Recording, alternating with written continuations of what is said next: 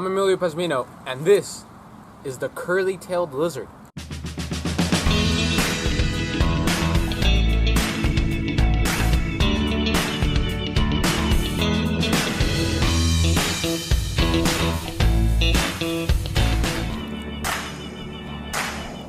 As you all know, right now we're facing a very difficult situation here on planet Earth with the coronavirus pandemic.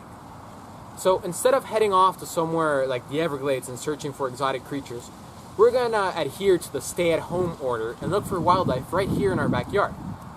And I found pretty much the most common lizard you're gonna see in South Florida. Well, second to the brown anole, like the one we have over here.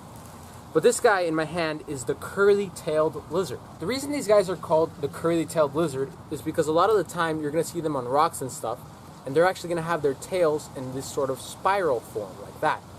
So they're going to have the curly tail. The problem is with this one is that it actually, if you see very closely right here, this black part of the tail that's not striped like the front, means that it actually broke it off and regenerated. Because as we know from other videos, lizards can do that, or well, most lizards can do that.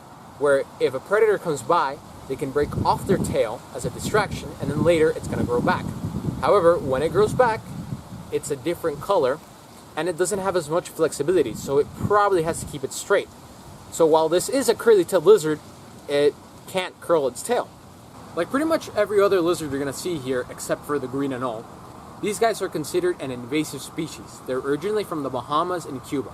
However, what makes them different from other lizards is the reason they were brought here. It wasn't because of the pet trade.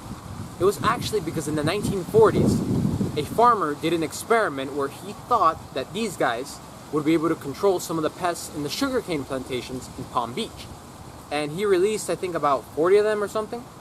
And although they didn't eat the sugar pests like they were intended to, they were able to explode in population due to the environment of Florida, which has a lot of heat, a lot of moisture, perfect condition for lizards like these. And they began to colonize all the southern area of Florida. And now you can find them pretty much everywhere here. Despite the fact that these lizards are pretty common, they're not at all easy to catch.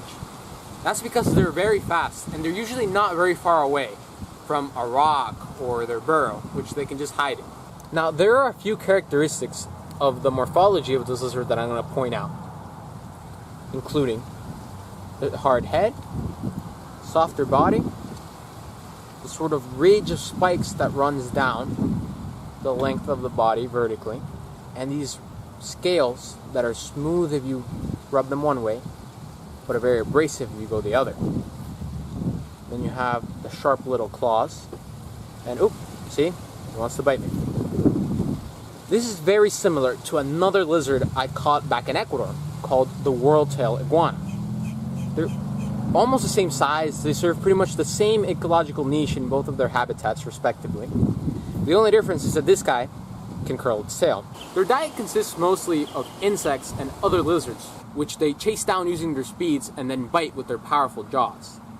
Speaking of powerful jaws, let's see how hard that bite is. And there it goes. See, for a lizard this small, they have a pretty strong bite, and they have these little razor-sharp teeth, and he's not letting go.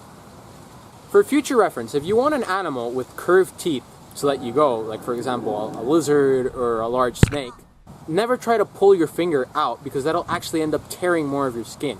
What you want to do instead is push your finger forward in the same direction as the animal so that it has to open its mouth more, and then you quickly pull it out like that. That way you do very little damage to your skin and you make the animal let go without having to tear off any of its teeth. If you look really closely right here, you can see that this guy's actually shedding a little bit. Because like all reptiles, when they grow, their skin does not grow with them, so they have to shed continuously. And you see, I'm going to peel a little bit off some curly tail skin. We've been handling this little lizard a lot, and I think it's time to let him go. We're going to put him right back in the same crevice where we found him. Bueno, muchachos, till next time. Okay, and there he goes. 3, 2, 1. Back in the hole. One last thing before we head to the outro, I just wanted to share with you guys that this week we made it to 2,000 subscribers here on YouTube and 5,000 followers on Instagram. So thank you so much for all the support, and to celebrate, we're going to have a special Q&A video next week. So any questions you guys might have about animals, the channel, Jaeger, or even just me, be sure to leave them in the comments down below. And yeah, I look forward to reading them. If you guys enjoyed this video, be sure to leave a like and comment down below.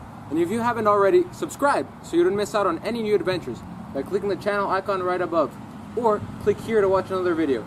And as always, thanks for watching.